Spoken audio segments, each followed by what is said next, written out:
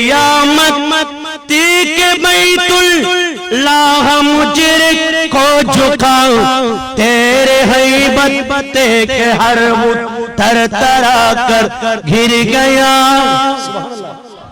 আমার নবীর আমদ যেদিন আগমন যেদিন সেই দিন আল্লাহর ঘর খানে কাবা থেকে এই মূর্তিগুলি থরথর করে পড়ে গেছে। নাউজুবিল্লাহ বলেন, আরে একটু বড় করে বলেন। রাসূল পাক সাল্লাল্লাহু আলাইহি ওয়াসাল্লামের মিলাদুন নবী এটা উদযাপন করা, এটা আমরা মুমিনদের জন্য। বাবা কাদের জন্য? কারণ ঈদে মিলাদুন নবীর মাহফিলে আসলে মানুষের স্বভাব পরিবর্তন হয়ে যায়। কিভাবে? একটু হাদিস শুনেন। আচ্ছা, এখানে মসজিদের পাশে কবরস্থান আছে? আছে। আল্লাহর নবী বলেন, উম্মত ইন্নী আরা মা লা তারাউন ইন্নী আসমাউ মা লা তাসমাউন।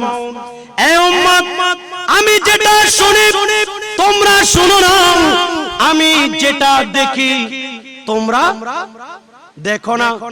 এমত অবস্থায় আল্লাহর নবী বলেন, উম্মত তোমাদের মসজিদ পার্শ্বস্থ কবরস্থান, ঘরের পাশে কবরস্থান, এগুলা থেকে দৈনিক 5টা ডাল তোমার জন্য, তোমার পরিবারের জন্য, তোমার সমাজের জন্য, সকল বনি আদমের জন্য এই 5টা ডাল দৈনিক আসতে থাকে। বাবা কয়টা ডাক? 1 নাম্বার, উম্মত তোমরা শোনো না, আমি শুনি। খবর তোমাদেরকে বলতেছেন, আনা বাইতুল ওয়াহদাতি ফাজালনি মুনিসি কিরাতাল কোরআন। খবর তোমাদেরকে ডেকে ডেকে বলতেছে, আমি একাকিত্বের ঘর, আমার কাছে আসতে হলে একা আসতে হবে, সিঙ্গেল এলন, দুইজন ডাবলিং করার কোনো সিস্টেম নাই। ওই কবরের মধ্যে তোমাদেরকে আসতে হবে একা।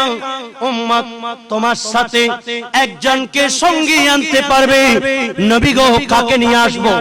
যাকে রাউজানে আমানিয়া হোটেলে, আমি দামি দামি হোটেলে তাকে বসিয়ে চা পান করিয়েছি, তাকে বলেন সেই নয়, তোমার স্ত্রী নয়, তোমার সন্তান নয়, যাদের জন্য ঘর বাড়ি রেখে এসেছো, এরা কেউ তোমার সঙ্গী হবে না।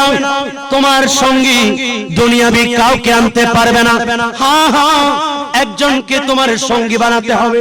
সেই সঙ্গী হলো 30 পারা কোরআন।